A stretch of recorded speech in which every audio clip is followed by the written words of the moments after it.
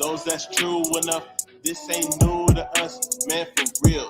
You ain't you enough, if you with us, that's how I feel. It's so few of us, you can't roll with us to keep it real. We from another dimension. What's up, party people, to another episode of Who Asked You podcast. I am your host, Studio 2 Groovy, and today we have a very, very, very special show, okay? But before we get into what we're going to be breaking down, I need everybody to like, share, subscribe, and hit that notification bell. We are 200 away from that 1K, and then they have no excuse not to pay. So go ahead and spread this video as far wide, and we've been rocking for a long time, and I always respect y'all support and all that. So today we got a lot of news. Wild World Review is going to be crazy tonight. All right. A lot of bills been passed. A lot of scary little precedents have been set. And, some people talking down on my bro name. So we're going to get into that. So I'm about to show y'all the first article of today's Wild World Review. So we have North Dakota House passes bill forbidding mandatory mask wearing. Okay. And I don't know why it's loading for me. There we go. Okay, so the Dakota House of Representatives passed a bill on Monday that will make future mask mandates illegal.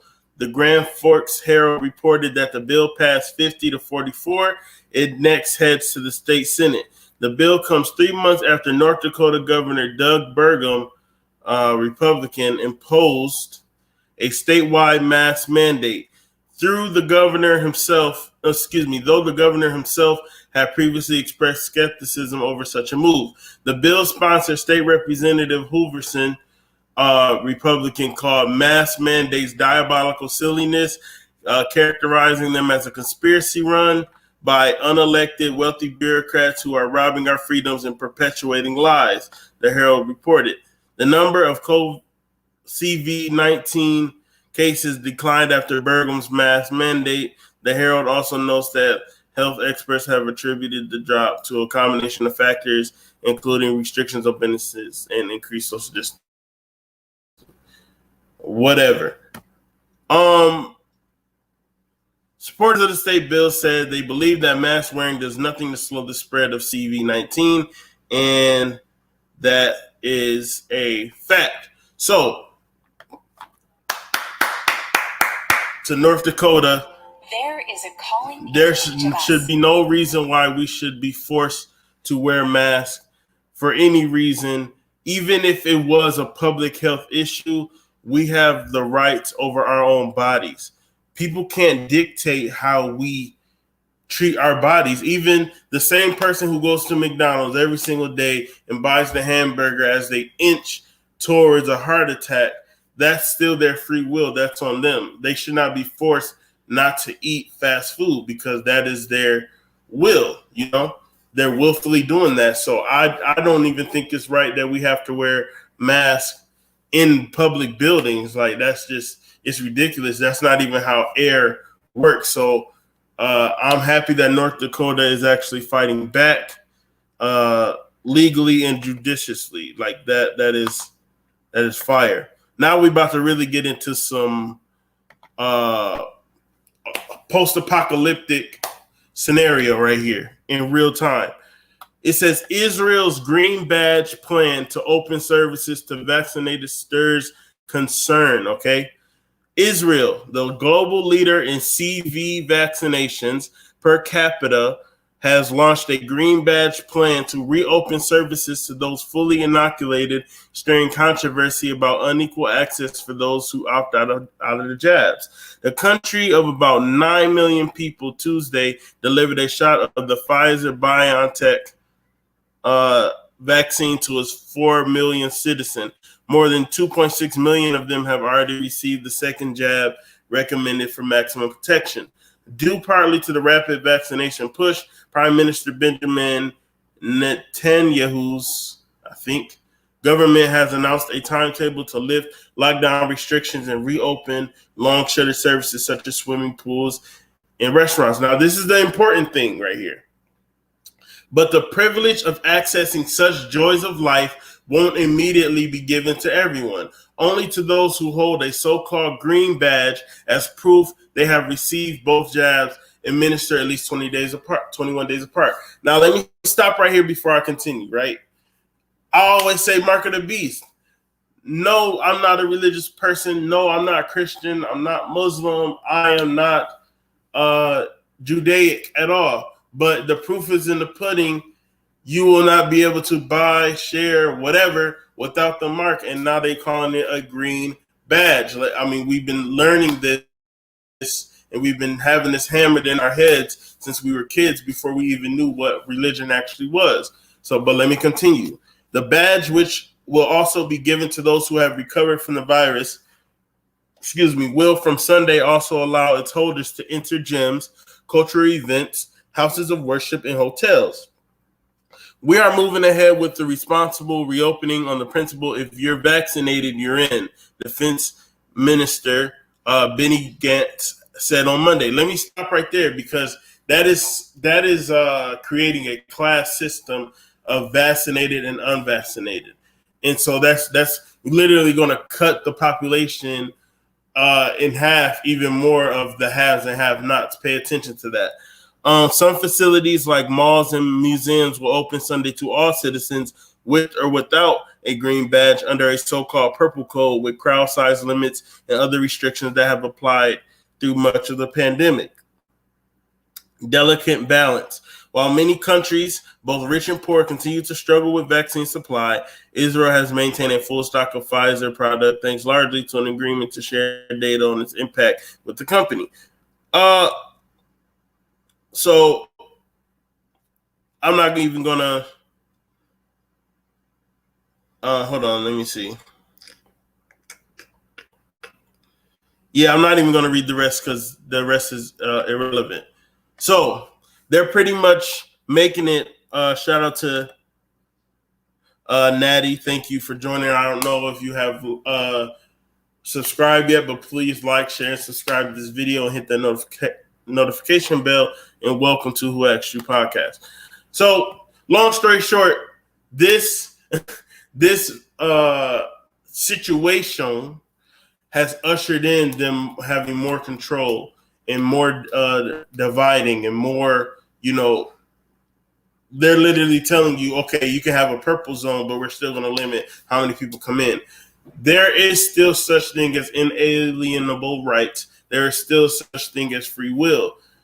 All these governments and companies are colluding together to strip our rights away, and we're just watching it happen. So then don't think that that green badge situation can't happen here if it happens over there. Okay, so the next one. This is a very, very dangerous precedent that they're trying to push, okay? Don't go down the rabbit hole. Critical thinking, as we're taught to do it, isn't helping in the fight against misinformation. This headline is called, this is thought police right here. This is encouraging groupthink.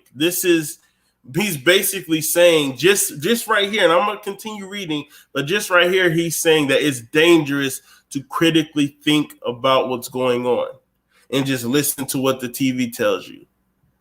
That is insane. And the fact that this is the New York Times, wow. For an academic, Michael Caulfield has an odd request: stop overthinking what you see online. Mr. Caulfield, a digital literacy expert at Washington State University, Vancouver. Now, a digital literacy expert. That is a non-field. That doesn't even make sense. Those are action words to make you think. You hear digital literacy and expert and think it's a real thing. That is not a real thing. I'm a digital literary expert if I can read the text on the screen. Like, don't let people play with your head like that. He knows all too well that at this very moment, more people are fighting for the opportunity to lie to you than at perhaps any other point in human history. That's the kettle calling it black. Kettle calling the pot black. But misinformation rises to grease algorithmic rails of powerful social media platforms and travels at velocities and in volumes that make it nearly impossible to stop. I want to let y'all know that as a writer, this is what you do. Misinformation rides, that's going to click in the reader's head. All these in between meat of the sandwich does not matter. All that matters is nearly impossible to stop. The grease algorithmic rails and all that, that's just filler to get you to the nearly impossible to stop. So your brain, the average reader, is only just going to read misinformation rides, nearly impossible to stop. Okay, that alone makes information warfare an unfair fight for the average internet user. But Mr. Caulfield argues that the deck is stacked even further against us. That way, we're taught from a young age to evaluate and think critically about information is fundamentally flawed and out of step with the chaos of the current internet. Let me reread that. He says that the way we're taught from a young age to evaluate and think critically about information is fundamentally flawed and out of step with the chaos of the current internet. That is, hold on, I got to look at y'all to say this. That is bullshit. That is BS. Okay? You are taught critical thinking because it stops you from being brainwashed with information that inside your intuition tells you that it's wrong. So anybody who would tell you to not think for yourself, you know that they're not good for you. You know that that's the enemy. I'm not even going to read the rest because it's just, I can't believe that. That's from a New York Times post. Now, this is the last article that we have for the Wild World Review, and this is, to me, the most important one, to be honest with you, because it affects people like me and people that I know. And after this, we're going to get into the Just Vibes volumes, which is, since if you're new here, we play underground music in succession, and you get to, enjoy it and tell us which songs you like, or if there's an artist that you want to hear that that's on the rise, you can just put it in the comment section under the video, and boom, I'll listen to it and possibly feature it. But for people who don't know, Young Pharaoh is a really good friend of mine, and he recently just got a defamation attack across all mediums, okay, from talk shows to places like New York Times, CNN, all types of stuff. I just picked this one article because it's self-explanatory. CPAC cancels speaker over anti-Semitic social media comments, okay? The upcoming annual Conservative Political Action Conference, where former President Donald Trump will make his first speech since leaving the White House on Sunday, booted a hip-hop artist and right-wing social media figure who was scheduled to appear over anti-Semitic tweets. Okay, I want to break this down.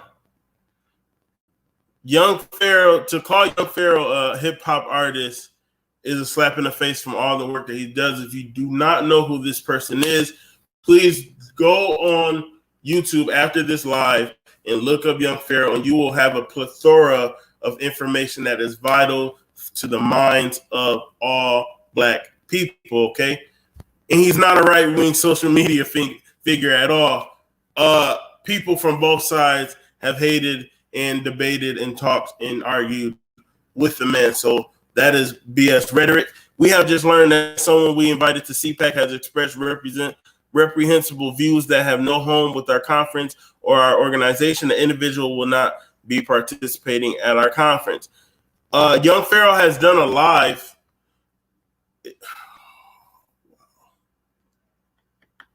Young Pharaoh did a live explaining that the people who were running that organization, that were funding the organization, were Jewish.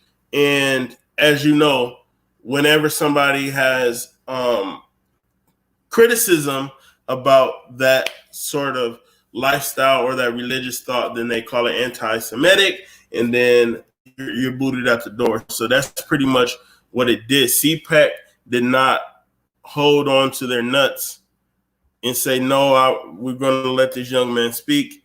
They threw him to the bushes because they didn't want their funding cut. And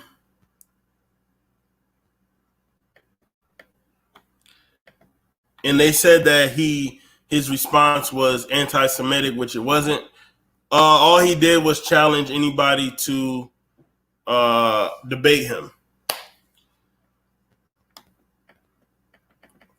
The cancellation of Young Pharaoh's appearance came after Media Matters for America surfaced his long history of anti-Semitic comments on social media, which include calling the religion a complete lie that was made up for political gain. He also embraced several wild conspiracy theories about the coronavirus pandemic, the January 6th riot at the Capitol, and more.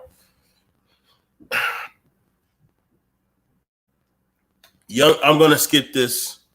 Young Pharaoh, described in CPAC's program as a philosopher, scholar, musician, was set to appear on a Sunday panel titled "Please Check the Number and Dial Again. Doubt, Dysfunction, and the Price of Missed Opportunities."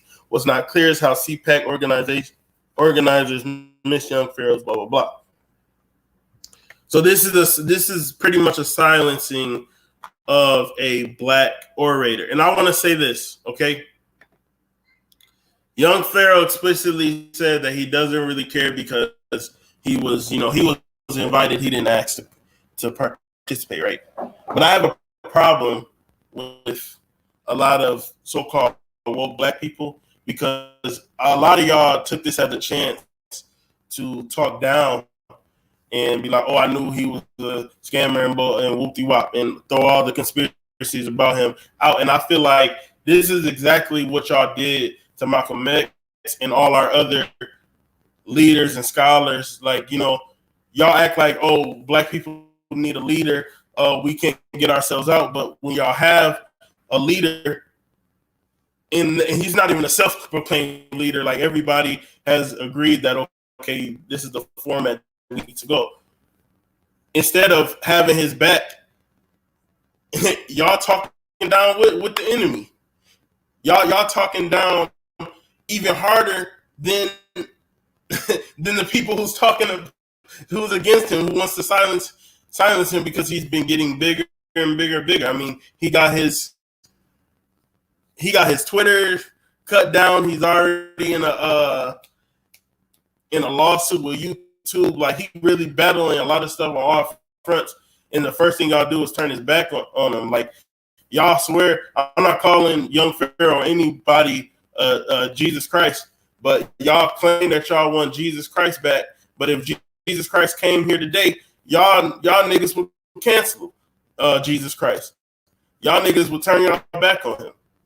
Y'all, if Jesus Christ came today, right now, and the same thing happened to Jesus Christ, y'all would be booing Jesus Christ and saying, I knew he was a fraud. I knew he was a fake. You ain't no savior. You don't know what you're talking about. Whoop-de-wop. I knew something was wrong. It's like y'all can't ever fathom.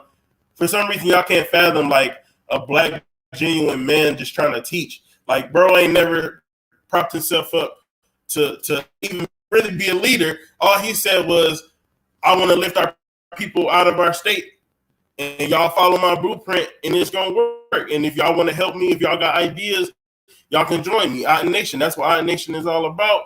And y'all niggas is still in the slave mentality. You can wear as many arts as you want. You can put your little makeup on. You can have your African garb on, but you still a slave ass nigga in your mind, because anytime somebody other than you is elevating and being where you want to be, you can't get out of your ego and support them.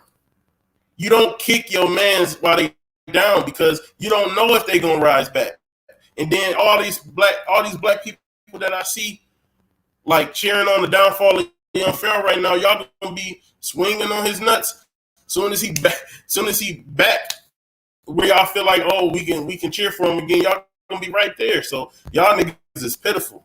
Y'all niggas is like, y'all make me sick to my stomach, because It don't matter who it is. It could be anybody. It's more black scholars than young Pharaoh. But this is just an example. Like, y'all niggas ain't even sleep on it yet. Y'all didn't even rest. Y'all was right to it, typing. And that goes to my next subject.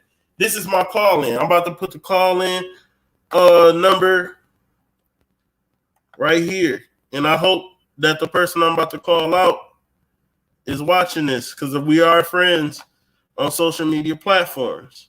And he know exactly who I am. So this is the call-in number, 313-327-9342 to call in. Audience, if any of you would like to expound on anything that I just said, that I just talked about, any of the subjects, please call this number, 313-327-9342. But while I wait for y'all to call, I'm about to call out Zachary Hubbard. You hating ass, undercover, white supremacist ass bitch. All you do is profit off of people dying and pretending like you know a gematria code when you just added numbers to add up to try to make it make sense. You're no different than a lying ass preacher, bro. Like, stop talking down on black people all the time. Stop talking down on black scholarship. Stop every time somebody is elevating more than you. Why does that make them a pawn? Like, why does that make them a part of the Jesuit order? So, like, you swear up and down that you want peace and prosperity for everybody, but it seemed like you just want clout, bro. Like, chill. And if you really about it, you would accept my challenge that I put out to you to come on this platform and speak about it. Like, what I really want to know, like, what's your real intentions? Because every time somebody is doing something better than you, you attack them. And it's crazy. It's like everybody not an enemy. Everybody not an Illuminati, bro. Like, just because somebody is being active and doing their thing and having struggles and battles that you don't see, that don't make them the enemy, bro. Like, Gematria Effect News, that garbage ass channel, that garbage ass ideology, that fake ass, that is the fakest woke shit I've ever experienced in my life, and it never sat well with my spirit. Even I've had Gematrian from your people came over here and tried to teach that shit, and it still just sounded like garbage to me. And it makes my head hurt that you literally just put numbers together to try to make it make sense. Everybody's death ain't a fucking ritual, bro. Yes, people get sacrificed. Yes, yes, there is a mathematical code to life. But if I die today, are you gonna do my gematria numbers? You gonna look up my first and last name, and you gonna look up Studi 2 Groovy, and you gonna say, "Oh, this was the fucking Gematrian sacrifice. This was for the Jesuit order." Get the fuck out of here! Like, you are ridiculous, bro. Like, you really need to answer to that, because all you do is just spread fucking this imaginary fucking energy force. Like, you got all these people mesmerized by you just picking a number in a name and trying to make it make sense, bro. That's not even how science. That's not scientific. That's not metaphysical, bro. It's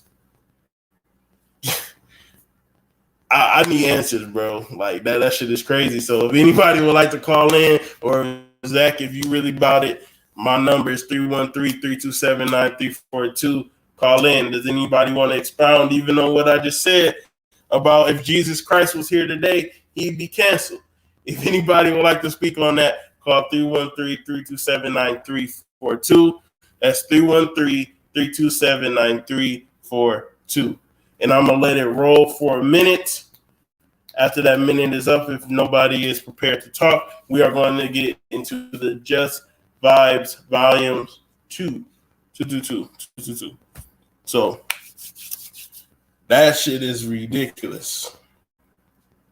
It's very, very harmful when people believe in a concept so much that they will run at the first chance to talk down on their own black leader, somebody who has the best intentions at heart. I heard him tell a story about how he told somebody somebody, don't listen to him, listen to me. Like that's garbage. Like that you're clout. How are you a conscious clout chaser? How does that even work? A conscious clout chaser. That's sad. Okay, well, we at the 25-minute mark. Call 313-327-9342 next time. This is the end of the Wild World Review. Thank you for watching. Now we're about to get into the Just Vibes Volumes 2. So let me get this started. Gonna have some of y'all favorite artists.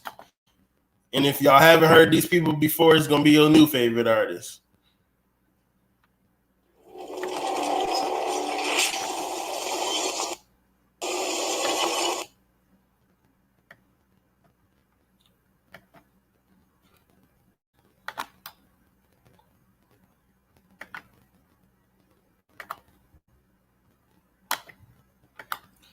All right,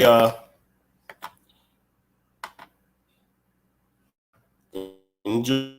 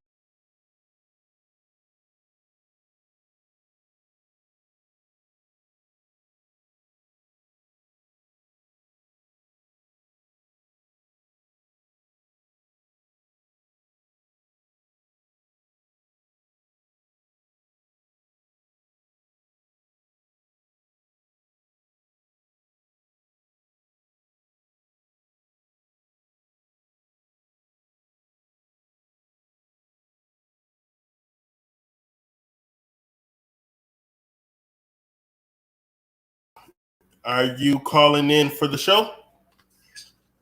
Good evening. Yes, I am. All righty. Thanks for calling in. Please state your name and where you're calling from. Yeah, my name is Natalie. I'm calling from New York. Shout out New York. Yeah, man. Thank you. Indeed. Yeah. Yeah. So what did you think about what I expounded on today?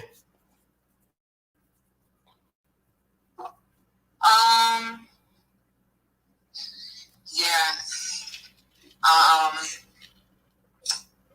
It's just crazy. Like when you were that headline, I see that headline the other day, and I was like straight up, I was like, this can't even be real. Like I'm not even gonna click on it. Going about the critical thinking ones. Yeah, that's nuts, right? Yeah, wow, they really, like, I mean, nothing surprises. You know, I have a saying that I say I'm always amazed, never surprised, and it's just like the jewelry. It is like once you think it hits a certain level, it just hits a whole other level. And because have you ever read that book, 1984? No, I have not. Oh, you should really check that out. That's actually a lot of the rhetoric and the way that people's mind gets played with in the media. It talks about, like, they have this concept called thought crimes, where if you pretty much, it's like criminal to critical think, to question any of the so-called official narrative that's displayed. That's called a thought crime, and that's what they're ushering out right now. That is like a huge example of thought crime. That's crazy.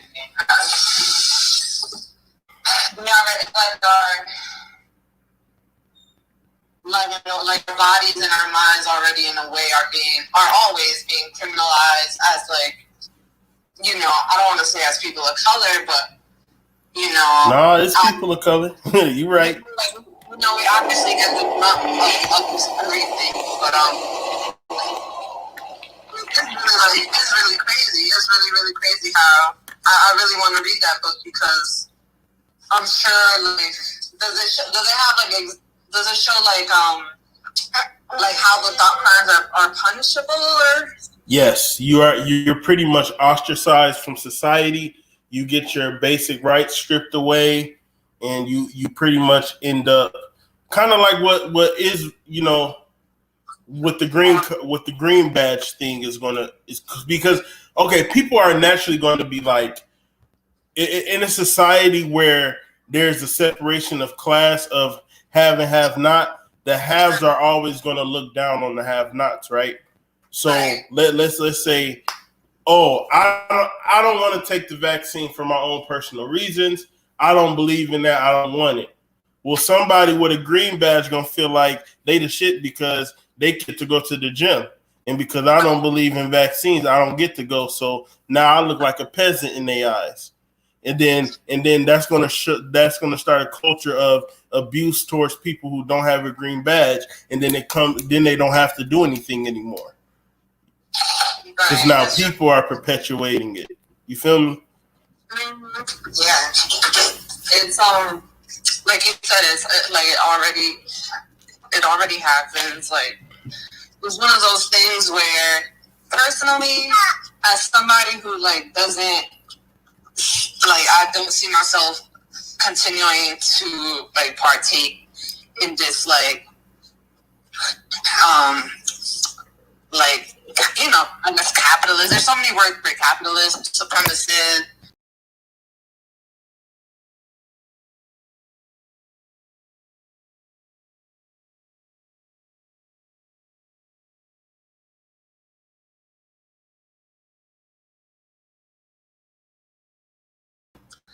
Really just like sustaining the basics. Like I'm not trying to be full out crunchy. Like I want myself a dishwasher and I want myself a washing machine, you know, right. But like that's fine with me. Like, you know, in a way, like I'm not trying to be a part of this, you know, clone society, but that book, I want to read it because now it sounds to me like one of those books that like the government uses as a blueprint. Yes. You know what I mean? And this was put out way before we were born. So this has like actually been in circulation for years. It's 1984. And I want to say this too. I personally feel like there should be an exodus of conscious-minded Black people, and we may have to just start over. We may have to, like you were saying, I still want a washing machine and da-da-da-da. What we probably need to do is somebody find the blueprint of a washing machine and keep that tucked. So if we ever actually do the exodus, then we can just build our own washing machines from that blueprint and use tools and items that aren't that destructive to nature, because really what we're trying to do is kind of reverse and get back into nature, get back to our original state. So a lot of the electronical components and things that we're used to using, we have to sacrifice and not have that until we can figure out a better version, a more eco-friendly version. Yeah, yeah. Like you've seen like people in other countries that they do like run a blender, they'll run their washer on like a bike or something, you know? Yeah. Yep. Yeah, something like that. Absolutely. Completely self-sustainable. Yeah, exactly. That's why, you know, echoing what you were saying about that rapper, and like that, I've been looking at cancel culture for a minute now, and it's just like what you said about that, about him being canceled because he offered a different perspective, and when initially he's trying to build up community, and I don't know what he said, but in terms of the Jewish community, I mean, anybody knows that Jewish communities are tight-knit, you know, they got their susus on lock. So. Yes. What he said was he would debate. He put $500,000 to debate any Jewish rabbi, the top Jewish scholar rabbi in the world, to prove his analysis of the pretty much of the religion, like his opinion, like for them to debate his opinion on you know what he's learned about their religious beliefs and stuff. Well, not even opinions because it's all facts, but you know. Yeah. But that just scared so many people that they were just like, we're gonna shut it down. Yeah. Instead of like standing stronger in your faith and being like, all right, let's do it. Like the only thing you're gonna do is promote our faith, you know. Yeah. Because like anybody that knows religion or religion origins know that they're all intertwined. They all just branch off of each other. Like they're all, you know, basically the same thing, just with different. You know what's scary?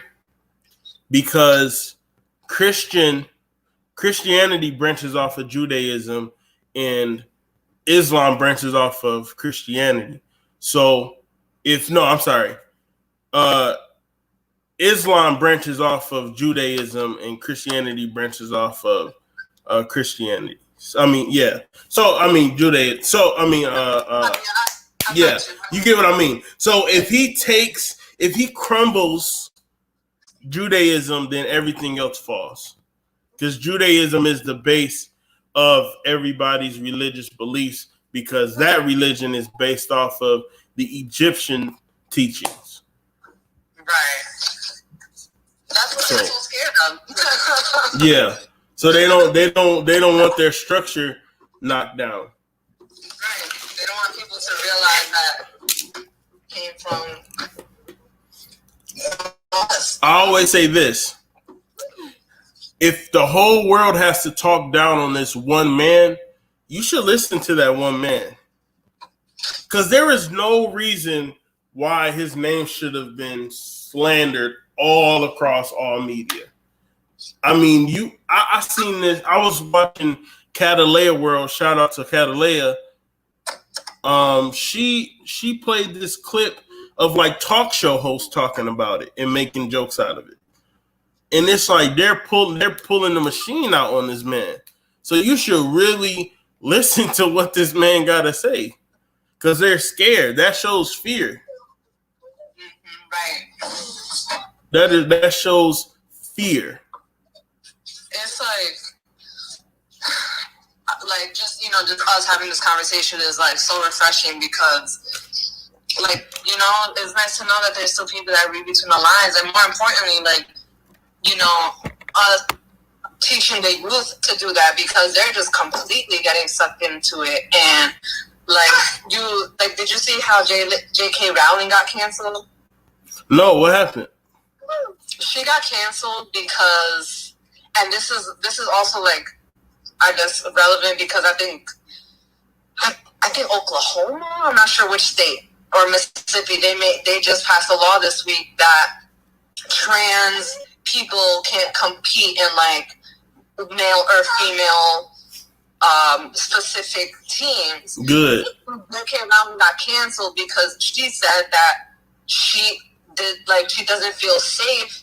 She's not sure about sharing a restroom with a male to female trans person. You know why? You know why? Because they thingaming might get hard while she's in the bathroom with them. That's why. My thing is like they like Harry Potter. Like Harry Potter is like part of our lives. Like like for people to rise so hard for J.K. Rowling and then just shut her down like that. Like that just goes to show the same thing with this rapper, the extent of how this phenomena is like reaching. Because like I'm not gonna sit here and be like, oh, like every trans woman is out to hurt me, but you know, I've had this conversation with my partner before, and I've said like I have trans friends, I have gay friends and male gay friends, and the truth of the matter is that like they're stronger than me. I could weightlift all I want, but they still have a like physiological advantage over me. And people are saying like, oh, and obviously this is a hot button issue, but like there are things that have to be spoken about, because as a woman, you're going to be concerned if an elderly lady, or there's a lot of scenarios that can happen. Nobody goes into bathrooms picking a fight, but then at the same time, it's like, have you been in New York? I'll put it this: it's simple as this. We don't want our daughters to be scared when they go to the bathroom. We don't want our wives, our sisters, our aunties, our grandmothers to be scared to go to the bathroom. I'm sorry that your hormones are making you feel like you're a certain way, but biologically, you're not. You can wear dresses, you can wear lipstick, wigs. You can even get your peen inserted into your stomach, but all that is an open wound. You'll never have ovaries, and you have to literally either kill somebody to get the ovaries to get them implanted, or you have to hope somebody dies and donates their ovaries. So you're not. I'm sorry, you're not. You're not. Like, so how do we approach this from a perspective that's not rooted in fear? And that's absolutely, I'm all for it, because I'm a big advocate of mental health, which is obviously the most prevalent in our communities. So it's like, we can't talk about like those types of topics and not mention mental health. And that's where people go wrong, because it's like, they're not even, like you said, they're not even being encouraged to think critically, to even think that far, to be like, yo, all right, no matter who you're in the bathroom with, if somebody is depressive, if somebody is,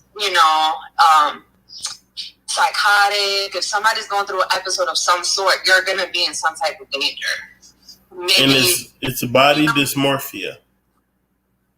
There's so many things that Black and brown people in general suffer with mental health.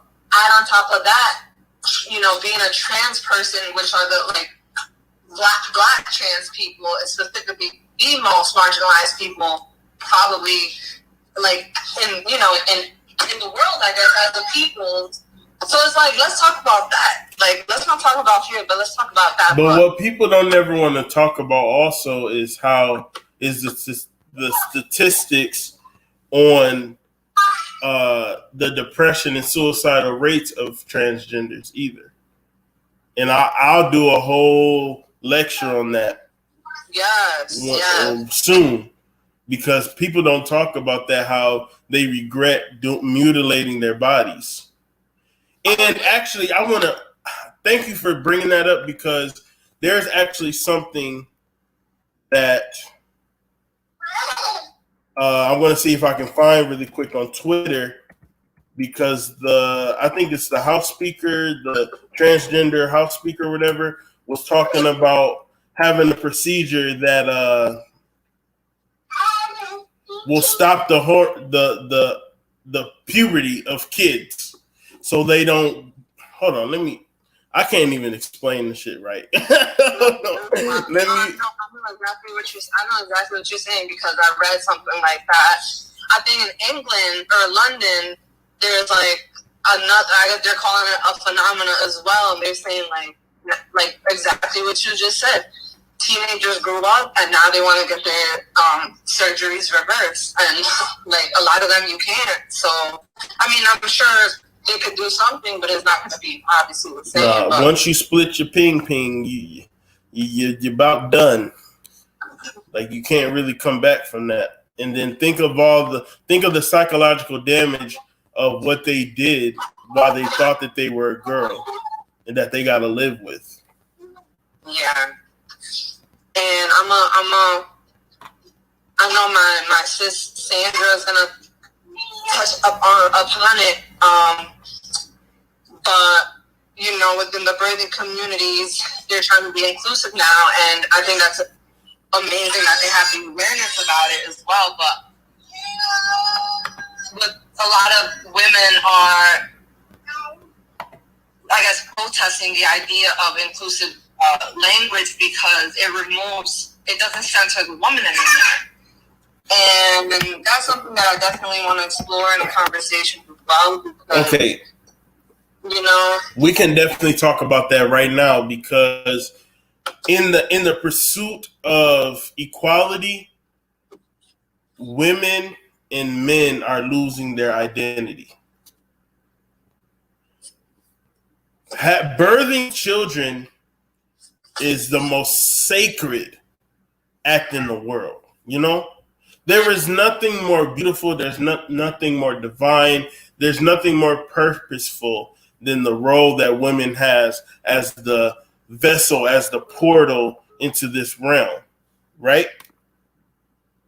Oh, her call dropped. Please call back. I would love to continue this conversation, but until she calls back, there's nothing more sacred than that. So the day that you let them take that away from you, you are no longer her, she, women, girl, madame. You are it. Hello, you have called into the Who Asked You podcast. Oh, you're back. Okay, yeah. What I was saying is, long story short, that by trying to be inclusive, you guys are losing your special quality as the portals to this world. It no longer the divinity of birth will no longer exist if alternate lifestyles are put to the forefront of what's sacred to y'all. You get me? And I understand that it is the nature of a woman in feminine energy to be inclusive, to be loving, to be understanding, but y'all are slowly getting, just like how us men have lost a lot of we lost our role in the household. Just like we've lost the role in the household, y'all are about to lose y'all role in life. I literally, this is something that, they're calling it, an attack on women, and I would be lying if I didn't say that it felt that way. Because it is. Because your ancestors and your divine intuition is telling you that this ain't what you want. For real. I know it sounds good, and it's like, yeah, I don't dislike gay people. I don't care about if you're transsexual. Yeah, to do what you want to do, and then it turns into, oh, donate your uterus, and you're not being a good citizen because you're not using it. So why won't you give your uterus away so this gentleman can feel like a lady? And think about all the missing black women and children in the United States, and all of a sudden, the transgender population is just getting bigger and bigger. Where are they getting these uteruses from? The black woman can make every single type of person on the planet. So they're not going to take uterus from a Mexican or an Asian or a Caucasian. They're coming for y'all. Because y'all are the, like Young Pharaoh always teaches, y'all have the mitochondrial Eve gene. So y'all are everybody, you know? I did not even know that. I'm actually, my dad is from the Dominican. He was born, rather, in the Dominican Republic, and my mom was born in Mexico. So that's how I identify. When people say, where are you from? I say my mom was born in Mexico, my dad was born in the DR, and I was born here because, where you're born, that doesn't necessarily dictate your genome. So, right. So just knowing that I was born in DR, I know that the odds of me having African DNA are likely, as well as Spanish DNA. No, that's facts. So, you know, so like, it's somewhere in there, but yeah, I had no idea about that. Yep. And I want to play this video for you and for the audience, and then you can expound on that, and then I'm going to let you have the last words that you want to speak, and then we're going to go to the next caller or segment. And I really appreciate your energy. You brought us some dynamic, conversation pieces. Yes, appreciate you as well. They are identified with birth, but they might present as the other gender, and they might be more gender fluid. But you kind of let the child kind of with counseling and with the family how they determine how they present, but there's no medical treatment. So at the start of puberty, so if they fulfill all the criteria, the pubertal stage 2, which means you're just starting puberty, and everyone's on board. So the parents are on board, the therapist is on board, the physician's on board, obviously the patient's on board. Then you can do this protocol.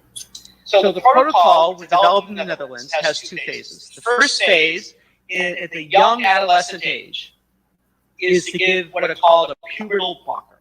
You give medicines to block the progression of puberty, so you don't go through the wrong puberty. And then to continue some counseling. And then somewhere between 14 and 16 years of age, start slowly cross-gender hormones. And they have to go through puberty. It doesn't happen. It's going to take years. You start low doses, you gradually increase. So they never go through the wrong puberty. That way, for a transgender woman, male, female, the voice doesn't drop, they don't have hair, they don't have electrolysis. For a transgender man, they don't have breast development that will need surgery, they don't have periods, etc. So you block puberty, and then you can, at the appropriate time, send them through puberty consistent with their gender identity. Does that make sense? No, it doesn't, my nigga. It doesn't at all. So this is so-called Rachel Levine or Levine, however, transgender woman picked by Biden as assistant HHS secretary, advocates for hormone blockers for teenagers. They are coming for 2 things. Your children, and when I say they, I'm not talking about transgenders. I don't want you to think I'm transphobic. But they, as in, you know who they are coming for your children and for your divine womb. That's what they're doing. They damn near took niggas masculine energy out the equation. Like, let's just be real with it. We're at an uphill battle with that, reclaiming our spot. So they're on y'all now. So, how do you feel about that? And are you a mother? I am actually. I have a 1.5-year-old, and actually, the person that connected me to this, to your show, Sandra, was one of my.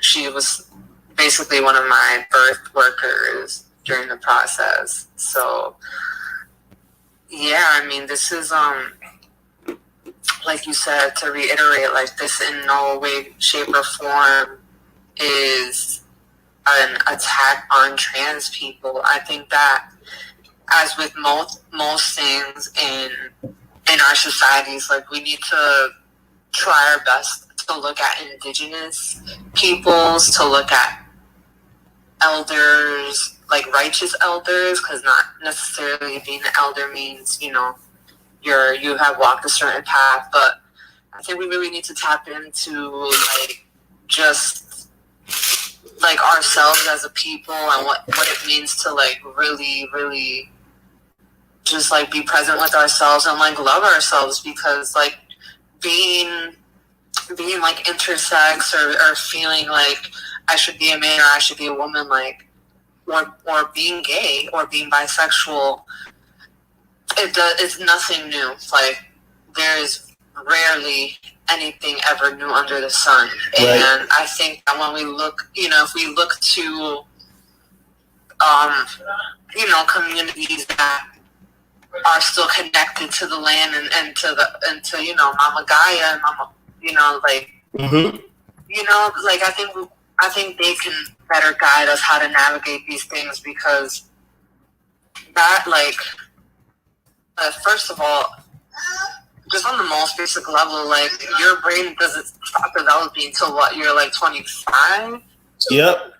You know, so it's like that in itself, like, should just feel like an attack on children, like you said, an attack on the youth. And then on the flip side is, like, it's also an attack on people's wallets, because that's just, you know, how it's just another stream of revenue. One day, if you don't donate, one day you're gonna be approached to either give an egg up or give your uterus away, and they're gonna say you're transphobic because there's a transgender out there who wants to have kids and you're stopping them.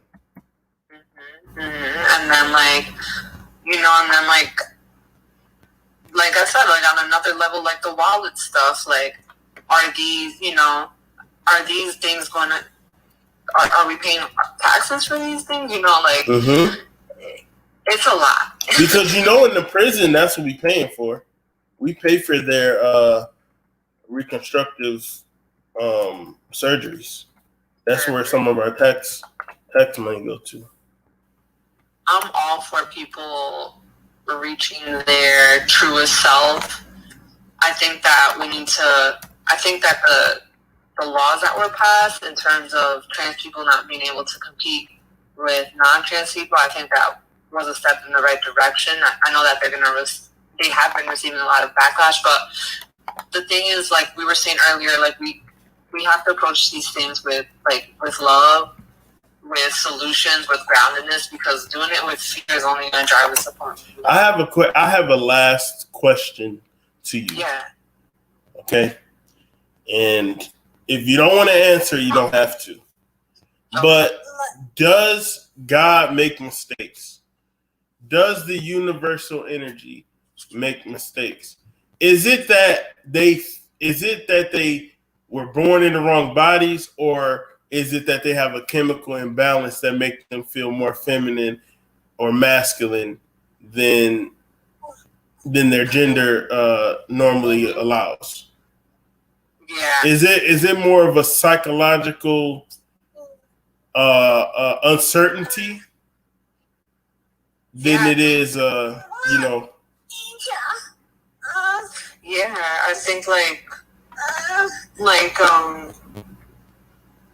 you know, whoever created these boxes of like man, woman, gay, straight, whatever, like those are the same people that are creating this right now, because like, you know, at the end of the day, like none of that shit matters. Like you like what you like, you do what you do, you dress how you dress. Like I said, none of it is new. People have been doing it for millennia.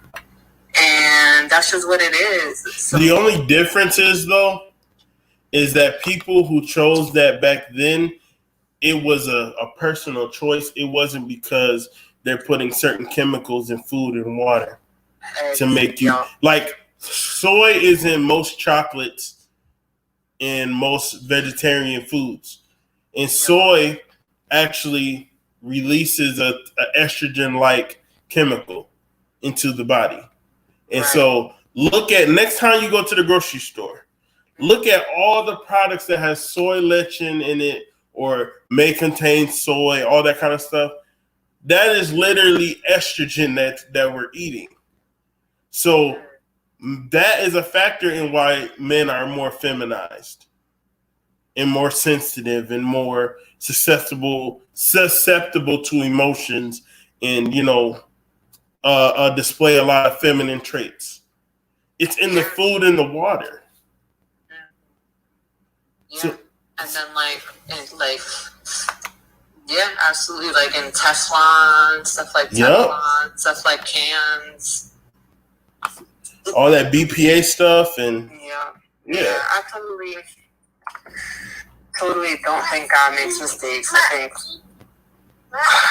think we just need to take a lesson from, you know, other cultures and other times, and just. I feel like we bored and we doing too much.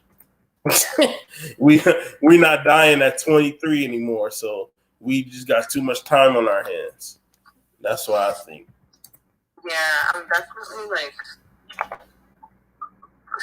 just gonna continue to try to just like advocate to like my younger siblings and stuff like that, because like yo, imagine if we would have, like, when we were, you know, youth and we saw this, like, people thought like 90s rap was raunchy and shit like that. Like, this is not, like, that was nothing compared to like this agenda, you know. And they're sexualizing kids, because most videos have these grown ass women dressed up like little girls and doing sexual poses, and usually that was just a porn thing.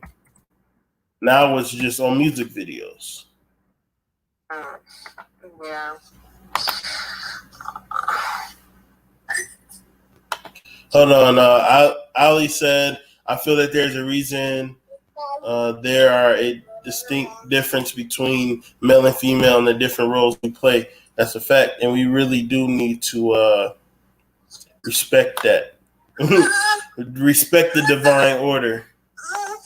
Yeah, shout out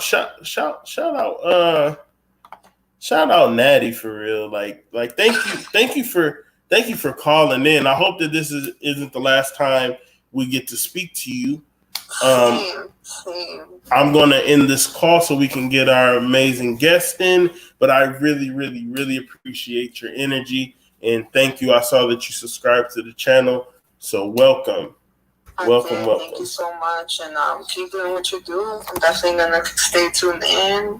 And shout out to Sandra at ESAN DOULA Services for connecting us. And yeah, be blessed, and everyone have a good night. Indeed, thank you. All right, brother. Bye. All right, y'all. I guess Spirit didn't want us to listen to the music yet because we had an amazing caller. And we got the amazing ESAN DOULA LLC CEO in the building. So I'm about to go ahead without further ado and bring her into the building. Greetings. Hello. Welcome to the channel. Thank you for having me. No problem. Thank you for coming. Today we're going to be talking about the divinity of birth. But before we get into that, can you kind of expound on some of the things that we talked about? Because, you know, I really do feel like the role of women is getting usurped right now. So what do you think about that? Just refresh me again, because I just tuned in as to you all's conversation. So is it in regards to that? Yes. Okay. So we have somebody in our political realm who is pushing to have children take hormone blockers just in case they want to be trans. Wow. So all children, or just no children, teenagers, kids who's about to go through puberty. I'm definitely not for that at all. That's what they're trying to get. That's what they're trying to get popping. And we were talking about how the uterus is sacred, and how in the act of trying to be inclusive, you as women run the risk of getting your place in the divine order taken out. Because one day it might be seen as transphobic for you not wanting to donate your uterus or your egg for those purposes, you know? Wow. I definitely believe that like everybody has a choice, that it shouldn't be mandated. So I hope it's not going towards that route. People have freedom of choice. But yeah, for me personally, I'm not for it. Definitely not. I respect that. So for those who don't know who you are, please introduce yourself. Okay. So, my name is Sandra Omoye-Kari. I am first generation Nigerian student midwife, mom to a beautiful 8-year-old, a birth worker. I've been doing, well, I call this work that I do a calling. And so I've been doing this calling as a profession for gonna be close to 2 years in June. How I got ushered into this work is through a Black midwife.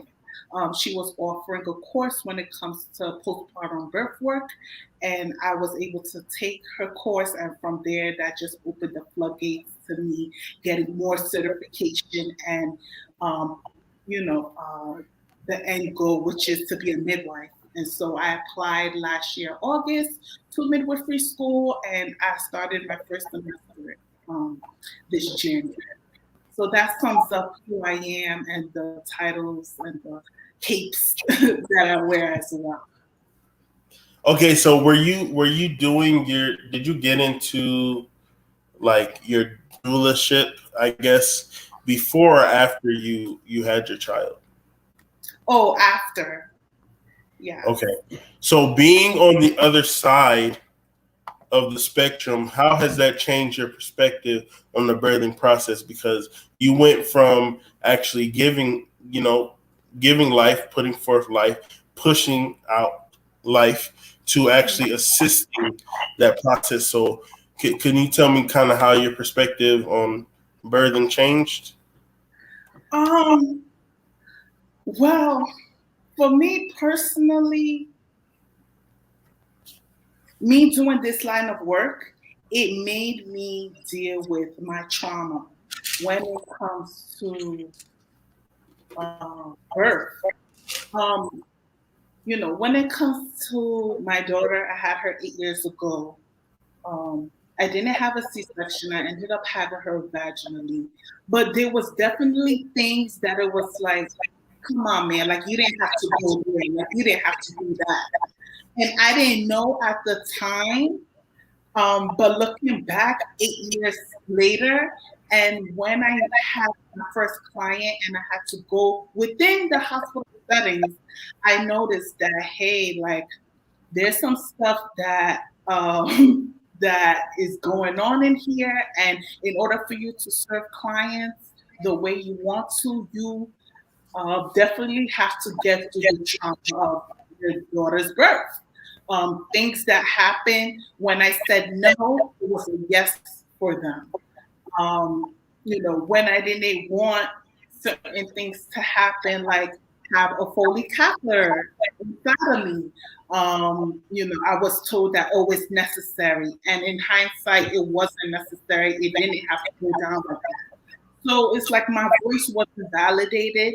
Like I said, my birth wasn't, I don't want to downplay the birth of my child, but just to sum it up, there's things, like as far as advocacy, there was zero when it comes to my birth. Like my voice was not heard. Things were done and they weren't supposed to be done.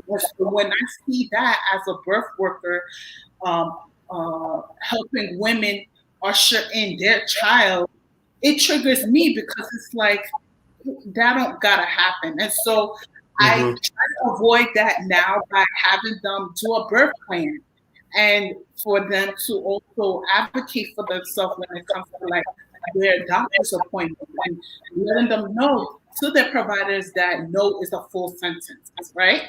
And so a lot of women, especially melanated women, feel like, oh, the provider, the OBGYN, the midwife, whatever they say goes. No, you have a voice. And if there's certain things that you don't want in your birth, you have the right to say that.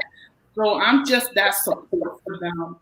And so can you kind of tell us what's the difference? Like, what's the benefits of having a home birth versus in the hospital? Because I'm sure, like you said, I'm not sure if you had a home birth or a hospital birth, but they're more procedural, I'm sure, in the hospital. So there is no room for empathy.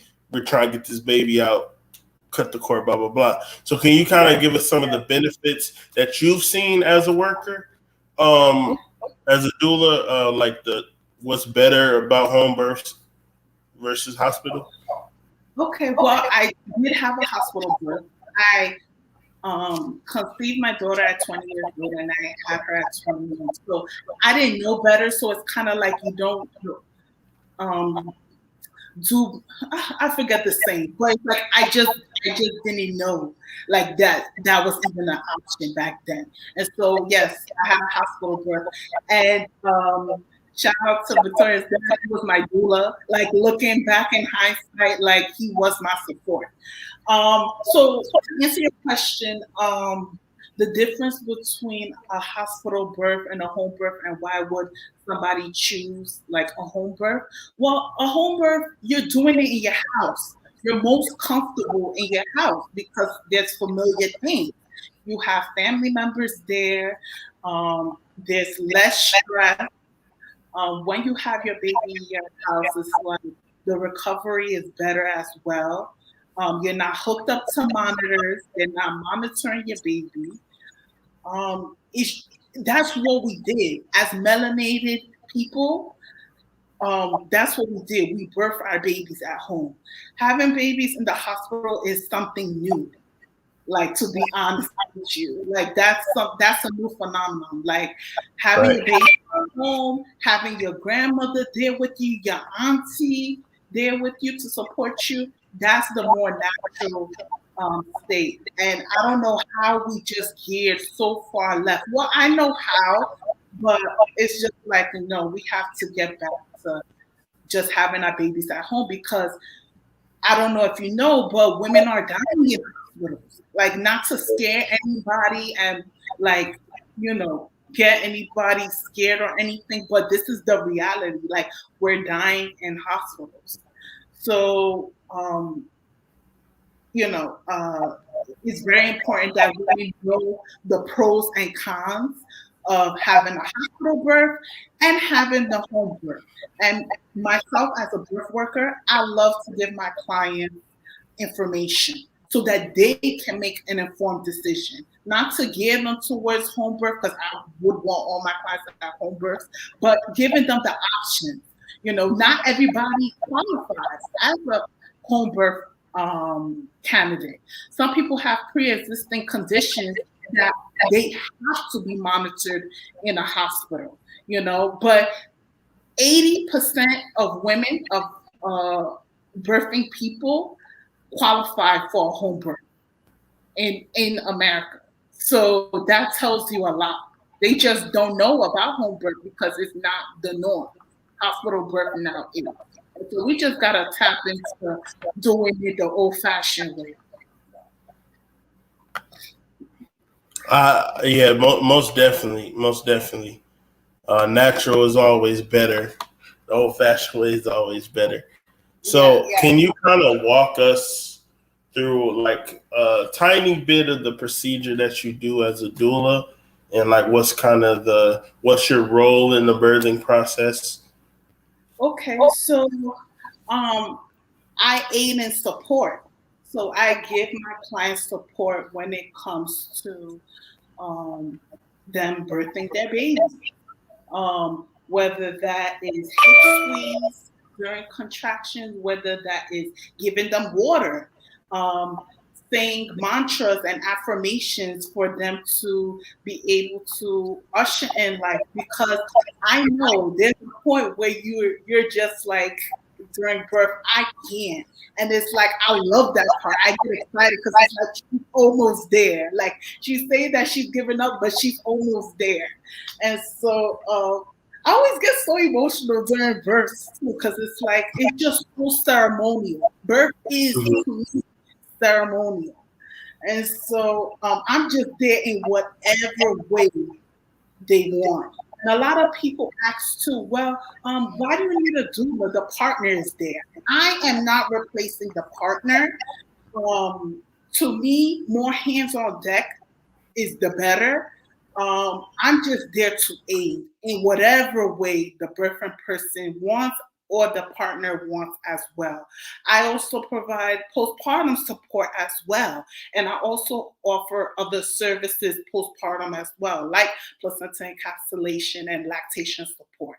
So to sum it up, my role is to support and provide evidence-based information to my clients. So what is one of the things that you would like, if somebody was interested in being a doula, right? Mm-hmm. What is some advice that you would give them? Like what is some things to look out for, and what's some advice you could give somebody who's interested or just beginning in their, in their journey? I would definitely let them know, and I would definitely advise them to make sure that if they want to be a birth worker, if they want to be a doula, that it's a calling, because it's not easy. A lot of people, not really melanated, I don't see as much, but our counterparts get into doula work as a get-rich scheme. And so you can't get into this work like that. This is a calling. This is our right as melanated people to be there for our fellow sisters.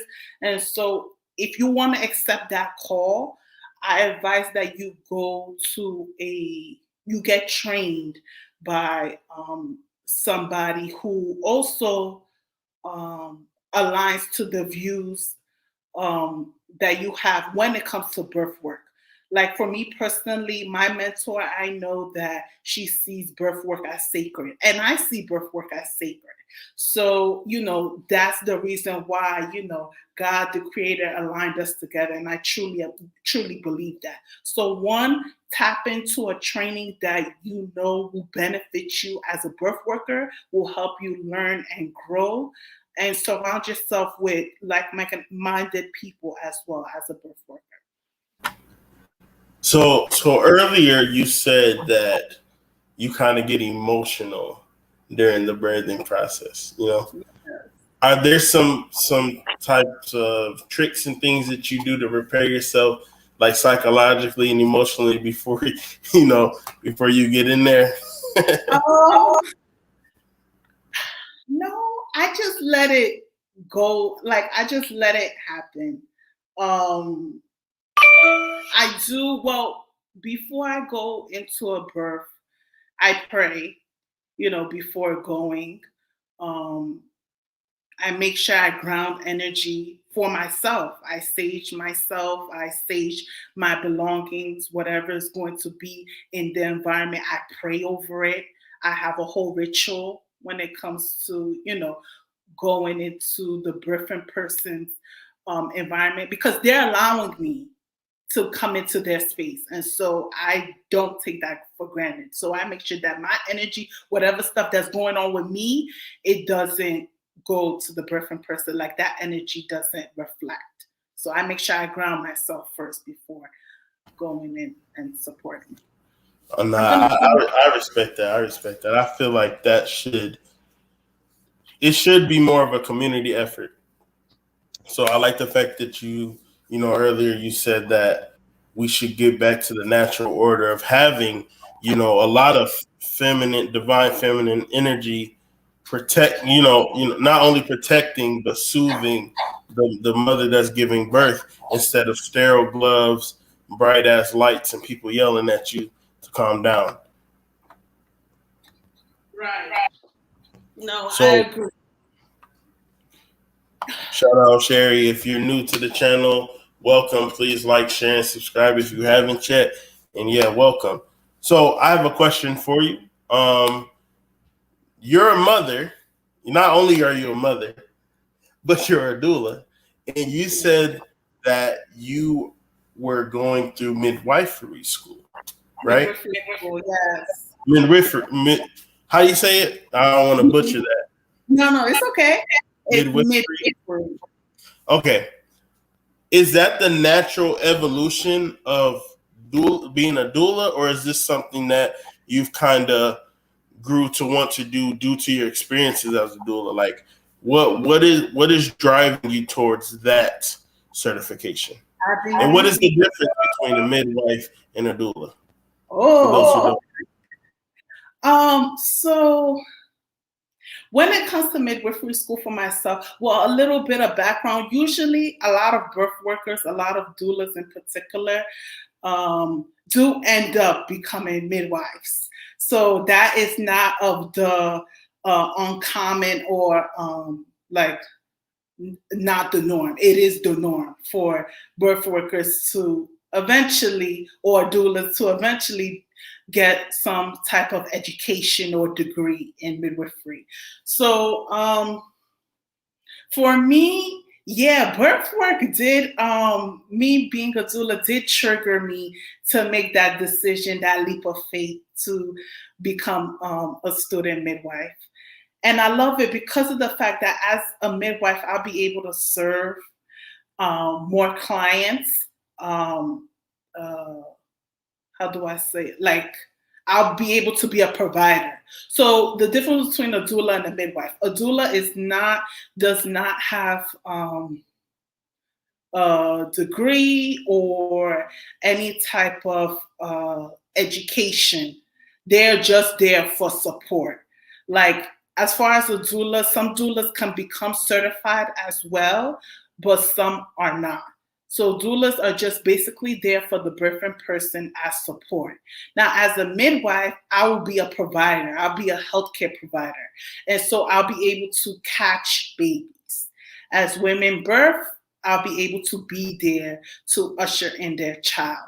As they're pregnant, when they find out that they become pregnant, they'll be able to come into my office and I'll be able to do prenatal appointments with them, just like an OBGYN as well. But for me personally, midwife, the word midwife means with women. And a lot of OBGYNs are trained to do surgery. So that is the reality. OBGYNs are so different from midwives because as midwives, we see birth as sacred, we see it as ceremony, we help to usher in new life, and we sit on our hands. A lot of the time, we let the woman lead and do what she needs to do to get this child out. We sit on our hands. That is very important. We don't dabble in. We just because for us, birth is physiological. So it's natural. It's a natural process. So I just want to be able to be that provider that my people need. And to be honest with you too, as far as midwives, melanated midwives only make up 2%, right? So there is a need for people who look like me. And, you know, I'm willing, when I have another child, I want to be able to have a provider who looks like me. Like that cultural competency, that's a big thing. There was also research that was out that Black children are endangered when they are with white providers, when they're with white pediatricians. I think it was in the New York Times this summer. There was an article that was out about it. So yeah, this is not something that, oh, it's a conspiracy. This is hard evidence. You know, melanated women are dying in hospitals. Black children too are not safe with white providers. They're more safe with providers who look like them. So the evidence is out there, you know. So I just am so grateful that I answered the call. Midwifery school is not easy, and I know that's not meant to be. But it just helps that people are there for you and people are rooting for you, and that I have a tribe. So they are who keeps me going into this work.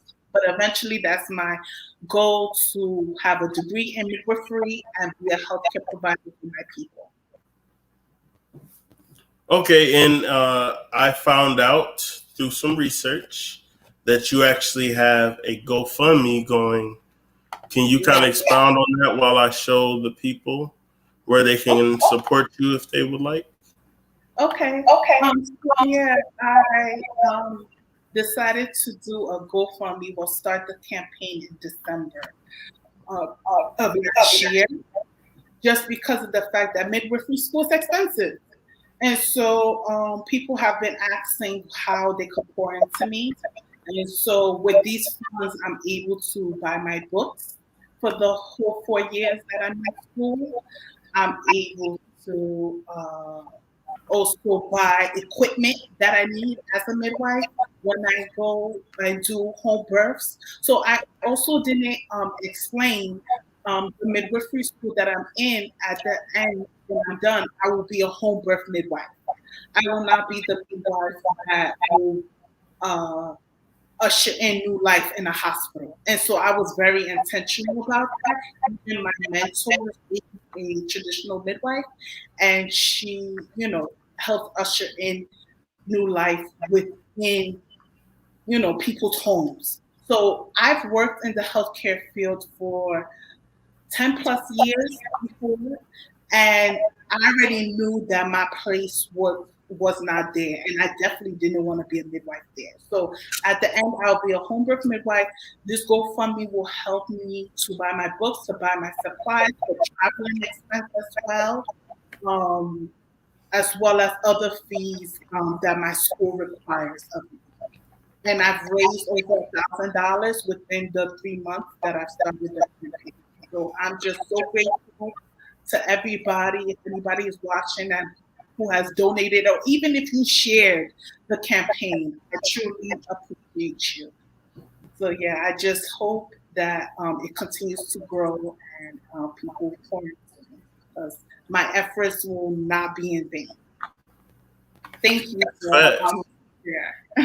Facts. When you following your purpose, you can only succeed. There's no such thing as failure. So if y'all want to support this young lady, please go to this GoFundMe, support Sandra Amoye midwifery journey.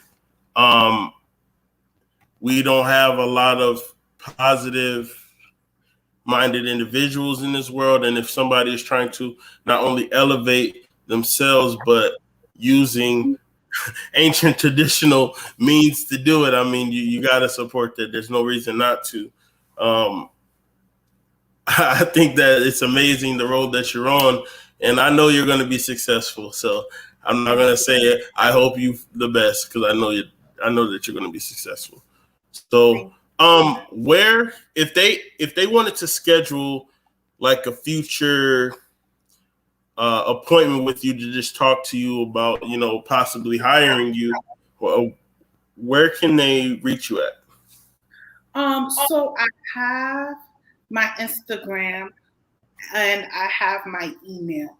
I just want to make a disclaimer right now. In midwifery school, I am currently right now, I hope things change in the coming months. I'm not providing in-person services. I am providing placenta encapsulation services and postpartum support virtually and lactation support virtually. Because it's like, in the beginning of the semester, I thought I could do all the things. I thought that life will still continue. And so, no, that was a harsh reality. Like, I can't be on call. When it comes to birth work, I have to be on call. When that birthing person calls me 12 midnight, hey, Sandra, I'm in active labor, I have to drop everything I'm doing and go. And on top of that, I have an 8-year-old. So right now, I'm not accepting birth clients. I can rear you to somebody, doula sisters of mine who, you guys may be a good match. Are you offering any consultations, or maybe could you are you going to make a list of possible clients? Like they want to just contact you later? So if anybody's interested in my service, they could add me on Instagram. My Instagram name is ESAN DOULA Services LLC, and they could send me a direct message, or they can email me at esandoula at iCloud.com as well. I do offer consultation services. So you guys can utilize email or my Instagram. Okay, I so don't have a website yet. The website is coming soon. I don't know if there's any underscores or not, but here's the ESAN DOULA Services LLC on IG. If y'all want to go ahead and follow her, please follow her and go ahead and let her know that y'all support, you know, her endeavor. We actually have a question in the audience. Ali wants to know.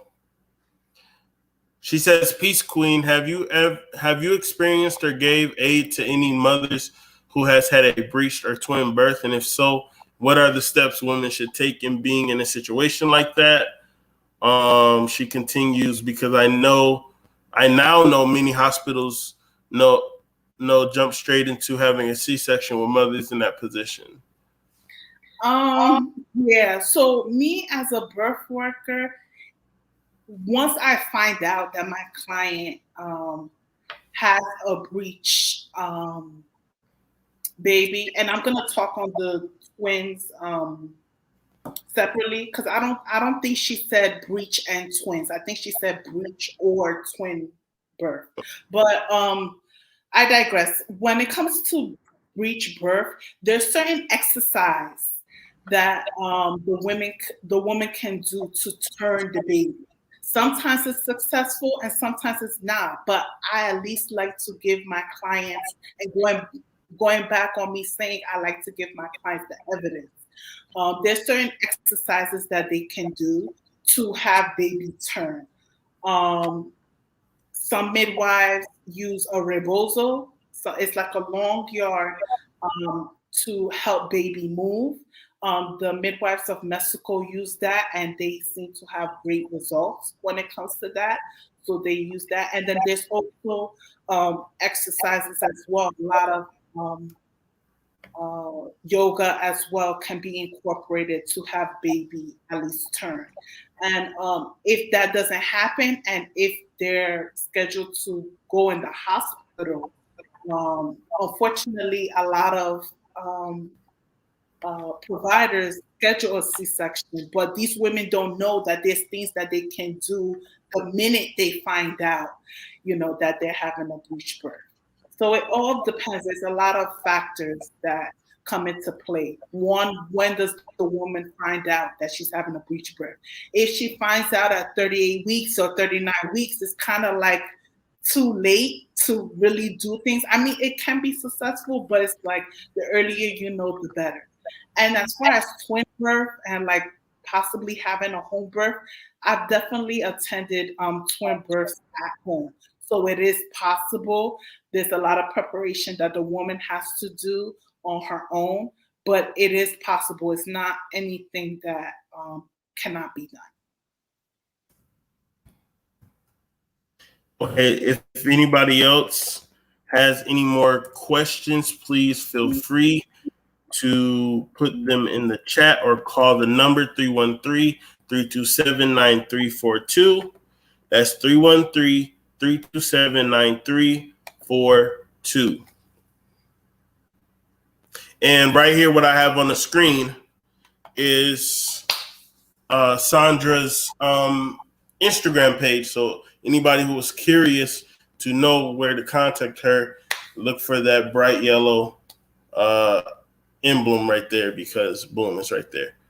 While I wait for somebody to ask another question, we're gonna take a small little commercial break soon as I boot this up.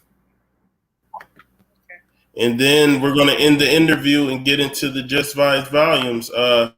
Sandra, I really, really appreciate you gracing my channel. And providing the information and the insight. I've learned a lot of things tonight about the birthing process and mostly like the mentality and what it takes to even be in the room of a birth. So thank you for that insight.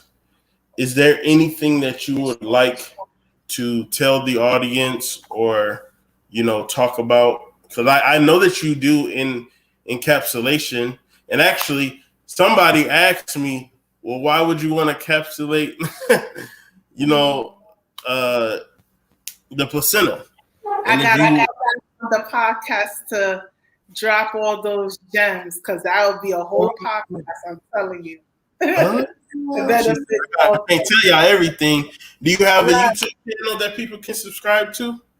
Yes, I do. My YouTube channel. Oh boy, I cannot remember the name. But if you guys go on my link tree on my Instagram, it's linked there. I also have a Patreon as well. I talk about me ushering in my daughter, and I talk about my purpose. I talk about birth work. So you guys can subscribe to my Patreon as well. All those links are in my link tree as well as my GoFundMe. Okay, link tree on IG. Yes. So yeah, I wanna thank you again so much for opening up your platform to me. A message I could tell our viewers right now is do what you love. Do what you know is your calling. So many people work jobs or do things that they don't really want to. Life is too short. And so you deserve to do all your heart's desire. So I know that's what I'm doing. It's not easy, but I know at the end of the day, it's what I want to do. And so that is my push. That is my motivation to keep going because it is my calling. It is something that I want. So I advise you all, do what you love. And thank you so much, King, for allowing the opportunity to No problem, Queen. Like I said, I appreciate your energy in here. Actually, you have another question if you have time to answer it. Sherry, she says, "How would you describe your doula style? What's your doula style?" Hey. Okay. I'm more of a letting just I guess observing the environment, so to speak. So when I come into the birth, I put my things down, I wash my hands, I ask, is there anything I can do? I don't ask the birthing person, I ask the family member who's around, what can I do? Some women don't even prefer to have their hands on them during the process. Some people just want me to just hold space. So I'm very observant. So that would describe my doula practice, as well as very aware, self-aware. That's why I sage before going into a birth, because I'm grounding energy for myself. So I'm more of a conscious doula. That's my style. Thank you again. Yeah, I really, really appreciate your time. If we don't have anything else to talk about, we can end this interview right at this point. Y'all make sure y'all hit up her link tree, so you know what I'm saying, so y'all can go ahead and subscribe to her channel. Make sure if y'all have any birthing questions, any midwifery questions, any doula questions, just hit her up on IG. She's very personable, easy to talk to, and she knows what she's talking about. So you might as well just come to her, So go ahead and follow her on Instagram at ESAN_doula_LLC. And we're going to go on to the next segment. Thank you so much, Sandra, for your time and your energy. And peace. All right, y'all. So we did something a little bit different this time. Usually I like to do the music first and then have the guest in. But, we was expounding a lot on that Wild World review. If you missed that segment of the show, y'all need to rewind that back because it got a little spicy in here. You know what I'm saying? So now we about to go to the fire music. You know what I'm saying? But first, let me play this short little commercial.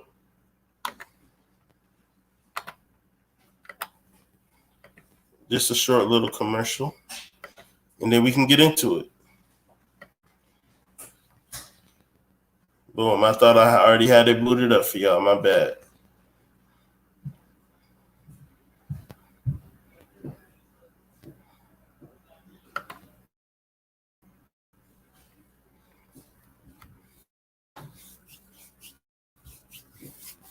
Y'all make sure y'all like, share, subscribe to the channel. You know what I'm saying? We coming in hot.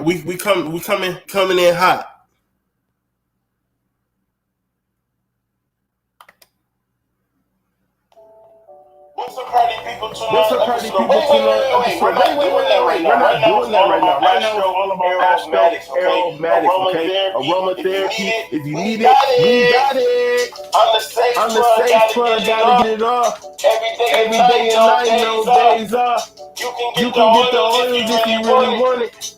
Everything official, cause I make it, homie. Astro Aromatics for real. Astro Aromatics got the deals. All you gotta do is call 313-327-9342. Astro Aromatics for real. Astro Aromatics got the deals. All you gotta do is call 313-327-9342. And that's shipping and delivering. You know what I'm saying? Black-owned business. You know what I'm saying?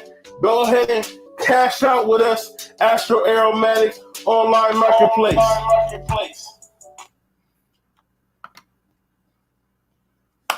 Yes, indeed. That is the place to go if you want to financially support this channel. I'm not asking for donations. I have a lot of dope products that I hand make myself. I make sure that I only provide the best. So if you want to support, go ahead and go to the website. And I appreciate y'all time, but it's time for the music. So without further ado, let's get into these bangers. And I really appreciate all y'all time. Once again, make sure y'all like, share, and subscribe. And I'm going to leave with love and light.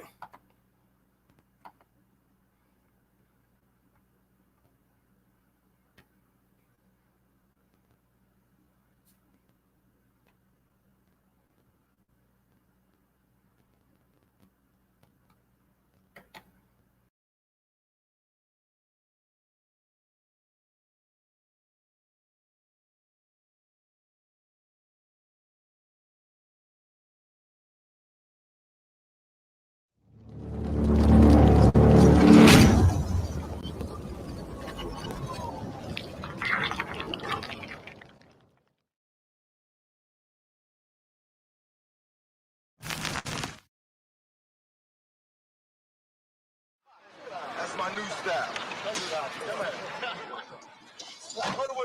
Hey, have a good summer. Have a good summer, biatch. The next shit is called Illuminati because that's really what the Illuminati's on. That's why I put the K to it. You know what? The niggas is telling me about this Illuminati shit while I'm in jail, right? Like, the dollars. Right. That's another way to keep your self-esteem low. That's another way to keep you unconfident. Right. And I'm putting the K because I'm killing that Illuminati shit. Catch me swerving through your city, you get hit that motivated. I ain't flexing on my people though, this just to motivate them. I ain't stressing about this jury. Remember when I couldn't afford it? See, I grew up in the street, I buy a house out in the forest. But see niggas talking crazy, this ain't what they really about. Put them shooters on a plane and have them in your city out. Know the hustlers and the shooters, they're my motherfucking brothers. I'm trying to kill each other, let's start killing for each other. Earl still in the feds, I be saying prayers for him. He come home in 3 years, I might have that bag for me. I be locked up in that cell, nigga 23 and 1. I ain't asked for the lead, the people told me I'm the one. When I finally leave this body, I just hope it's something more. Cause I'm gonna bust that fucking chopper when it's time to go to war. Ain't nobody hold us down, these niggas turned their backs on us. They almost lost the culture, I had to bring it back for us. How can these people be talking about how they so real they don't care about our communities? How can they be talking about what they all this, the hood, blah, blah, blah, blah. They don't care about our communities. You know what I mean? Listen to the words that people say in their lyrics and tell me if that's some real shit, if that's real to you. You know what I mean? Listen to what they saying. Don't just bob your head to the beat, peep the game. And listen to what I'm saying and hold us accountable for it. Fuck these niggas, Pac, they turned their backs on us. I got the people though, don't worry. Rest in peace, my nigga. And niggas still getting stumped and getting murked after. Family members still crying in the church after. We still trying to hold our heads up, niggas acting shady. It's gonna be hard to hear, but Brenda's still having babies. If you see my nigga Nip, tell him rest in peace. He got killed by a hater, LYNN get the LYNN. It's thug life, we got these niggas out here stressing. Illuminati, niggas out here wearing dresses. Fucking hit him up, rounds at his frame. These little niggas talking down on your name. And I can't lie, I feel some type of way, but never mind her. It ain't my fault, it's my ambitions as a rider. I love you, Pop. So I don't fit in. That's hell. It's hell when you can't be around your peers. So all my life I grew around black people, poor people. But I can't live around poor people now because they'll rob me. And why would they rob me? Because they're starving. Because there's no money here. But they're telling me, now that I made a little money, I have to move here. So it's not like no one's ever trying to deal with this section. They're just moving away from it. And we got more stars coming from together, but they're gonna all move this way. You know what I'm saying? So it's like all the society is doing is leeching off the ghetto. They use the ghetto for their pain, for their sorrow, for their culture, for their music, for their happiness, for their movies, to talk about boys in the hood. You know what I'm saying? I don't want to be another young. I don't want to be 50 years old at a BET. We shall overcome achievement awards. You know what I'm saying? Not me. You know, I want when they see me, they know that every day when I'm breathing, it's for us to go further. You know, every time I speak, I want the truth to come out. You know what I'm saying? Every time I speak, I want to shiver. You know, I don't want them to be like they know what I'm going to say because it's polite. They know what I'm going to say. And even if I get in trouble, you know what I'm saying? Ain't that what we're supposed to do? I'm not saying I'm going to rule the world or I'm going to change the world, but I guarantee that I will spark the brain that will change the world. And that's our job, is to spark somebody else watching us.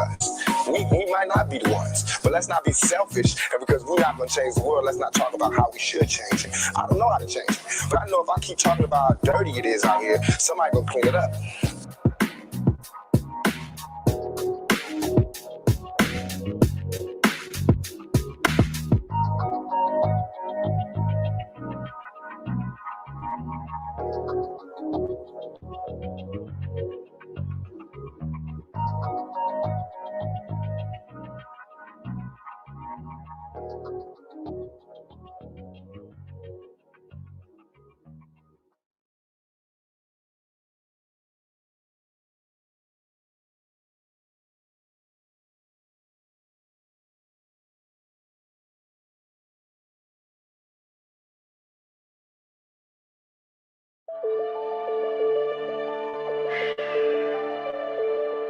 Yeah.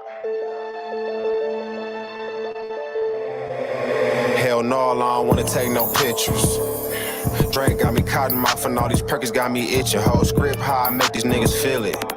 I would explain the vibe, but I'ma let you think you get it. Preach to him, I'm like, can I get a witness? Glock like quarantine and make a nigga keep his distance. In the D mode, in the Lions or the Pistons. I'm selling both finesse and stoves. Tell my bitch I'm helling business. 500 just to eat, plate exquisite. I add a bottle on dessert, then you can add another digit. $1,000, I ain't even put the tip in. I fucked the bitch and now she geeked it, and I ain't barely put the tip in. Popped the second nigga on some bullshit, Scottie Pippen. Popped the nigga, I thought he was being funny, Eddie Griffin. I hear every little shot getting thrown, it's steady missing. Got some boy and girl, Ryan Seacrest, Kelly Ripper. A lot of snakes in the grass, heavy hissing. We just poured a 6 and a 4 up, I'm steady pissing. I ain't dropped the bullshit song yet, I'm steady tripping. I ain't never had to say too much, I'm heavy with it. I ain't have a nigga show me the ropes and help me with it. I ain't have a nigga throw me a bag and a celly with it. I ain't have a nigga throw me some jeans and a pelly with it. So it don't matter if you seen it get done, just know he did it. Auntie name on the bottle, let her peel it. Nowadays when niggas say they tough as nails, they mean acrylic. I ain't into playing tag, I always been it. And I don't see it changing now, yeah, I'ma be here for a minute. I did a raffle for these shoes, but I ain't win it. So go and check StockX and I ain't stutter when I spin it. I only do that when it's money in a sentence. Cause I could go away and my motherfucking get it. $450 for the tea, cause it's vintage. Drink got me best friends with the dentist. Feeling like I'm Popeye off the spinach. Or better yet, like Babyface, niggas finish. Bad bitch without a flaw or a blemish. Can't.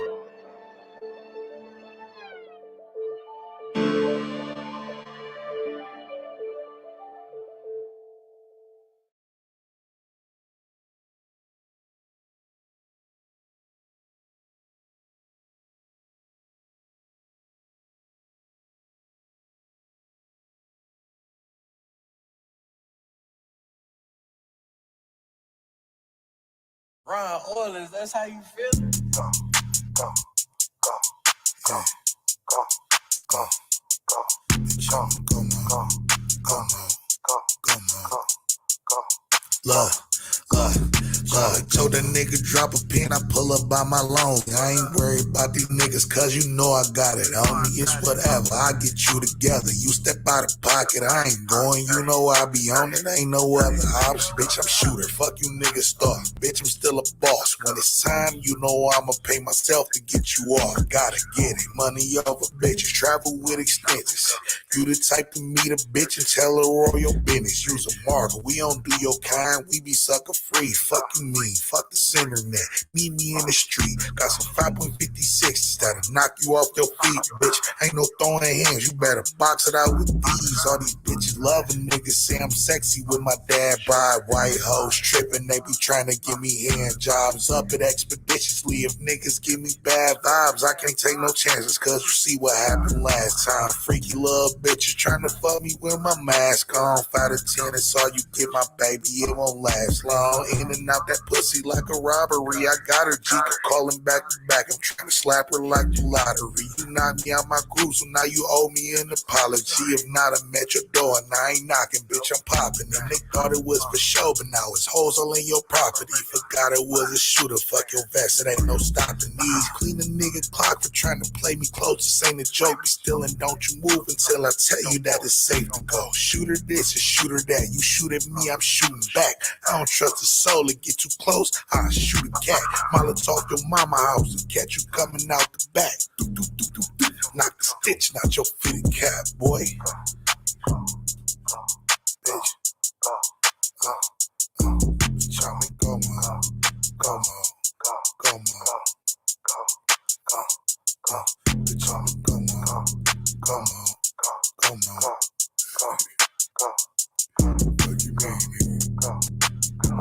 Shoot a motherfucker. Nigga, like too close, nigga. Shoot the shit out your motherfucking gerbil, nigga. Fuck you mean? Shoot her.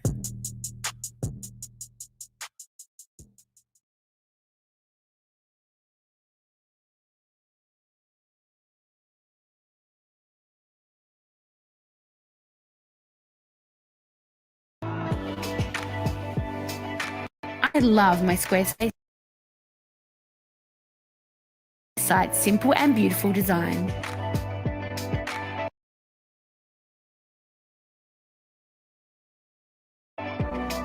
It feels fresh, clean, and I can easily update it myself anytime.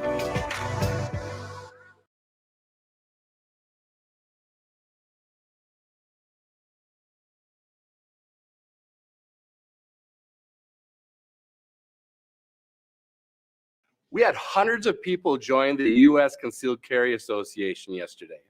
So I'm here in our fulfillment center trying to help pack up some of our welcome kits. We want to get them out to these great people who made the commitment to protect themselves and their families. You see, when you join the U.S. Concealed Carry Association, when you call in or click that join button on our website, 2 things are going to happen. 1, you get access to self-defense education, training, and self-defense liability insurance. And 2, we start packing up your very own U.S. Concealed Carry Association welcome kit. It's right here.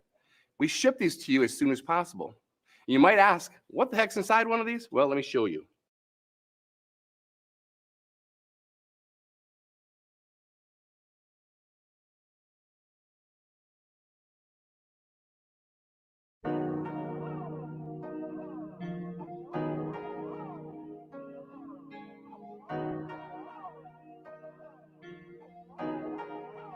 I feel beast on this chat, man. Hey. Hey. I think I gotta show these niggas how to chill, cause I'm cool like that. That Ace Boogie type of nigga turn my snapbacks back. I had to pack when Tiger bought the snapbacks back and made sure the team was blowing on that Afghan pack. I flash back to these days when I'm puffing on herbal. Cash App would've made some millionaires out my circle. Word to Virgil, you ain't want the static, we was balloons. High as fuck, gassed up, ready to pop out the blue. I choose salute, I only smile for my dupes, I only cry for my crew. All of my problems was fruits. I'm never bothered by my babies, they a product of blue. You heard about me riding the nation, cause I'm popular too. And I'm a pop of the two. Dingy and bash to be exact, and I'm a pop at you too. Of my intellect, you try attacking, I awaken the cracking and get the cracking on you bastards. I ain't here for the acting, I'm full of passion and I'm lashing out. L's, I'ma pass them out. J's, I'ma ash them out. Pervs won't fill you up. Pigs gon' pat you down. Asking where the love at. Funny that you asking now.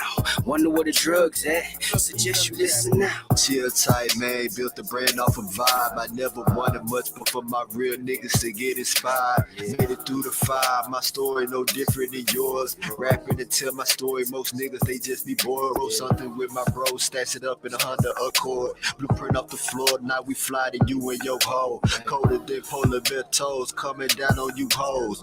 Smoking on that tone of the Tiger. Playing Gran Turismo. Burning these niggas up in the Viper. And I'm a sniper, how I'm accurate with the ink in the paper. I'm a lifer till I'm gone, life's a bitch, but I'm a still piper with a wifer. But she for everybody, so I just Glenn Rice her to the homies, cause I'd rather keep climbing and smoke a flight up. Indeed, do it with ease, 400 degrees, never a wannabe, cause I'm me right now incomplete, you dig?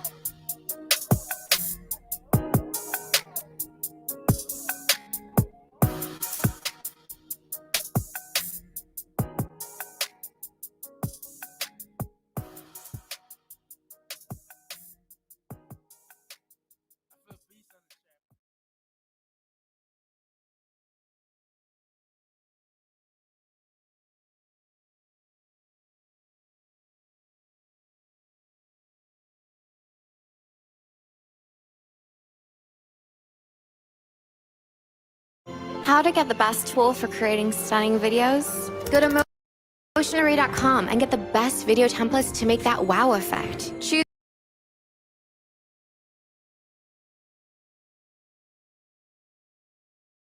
your style. Let's make this one.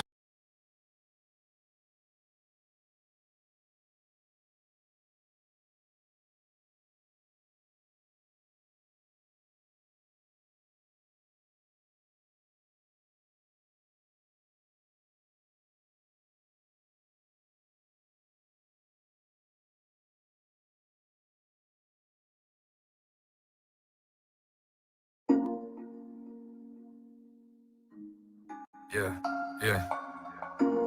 They say they wanna I don't pick this phone up no more. Veli said got a phone full of numbers, nobody I can call on. Swear they don't answer that bitch anyway. Shit, I'm feeling the same way. Chill. Yeah, chill. Yo. And I don't pick up the phone like I used to. And I'm probably never home like you used to.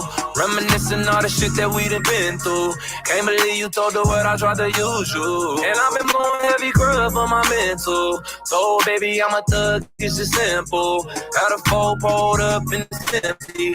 Finally ran out of love like the tissue. Need a football and I ain't talking about the sport. Keep this shit 100, I ain't talking about a port.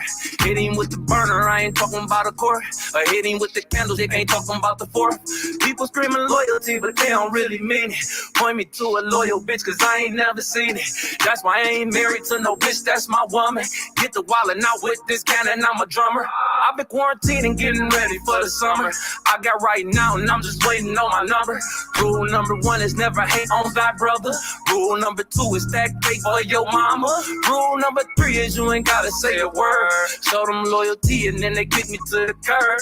Show them recipes, they gon' do with someone else. I got me and my nobody else can't get no help. And you don't know the pain I done been through. It's enough to drive a same and mental. Turn your boy into a drum, I feel like those schools. I just took a Scooby snack, I feel like Snoopy Doo. Slide through in the hoopy just to shoot this bitch like Noopy do. Bought a O from Cashes, it reminds you of Alley. This shit gets so nasty, it remind you of the Valley Fool. I guess I'm too savage, I can't have no bitch with attitude. My wife be so happy, y'all, she showing me his gratitude. Girl, I can't be mad at you, you gon' have to strip for me.